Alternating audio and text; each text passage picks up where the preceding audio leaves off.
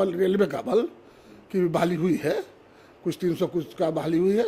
अब बहाली में कोई कमी नहीं आएगी, फोर्स की कमी नहीं रहेगी, रेलवे में भी फोर्स की कमी नहीं रहेगी। रहन ताल देखिए रहे कि कुछ रुक गया है, बहुत ज़्यादा रुका है पहले के बनिस्पत, लेकिन स्पेशल टास्क फोर्स चल रहा है। हम लोग चाहते हैं कि नील हो, तो आप लोग का कृपा रहेगा तो जोड़ नील करवा देंगे। मेरे यहाँ अभी तक केस तो पेंडिंग है नहीं। हमें लगता है कि रेल जिला में, जिला की बात में रखते हैं, रेल जिला में, दोनों जिला में, रेल जमशेदपुर हो चाहे धनबाद हो, कोई भी केस पेंडिंग नहीं है हमारी।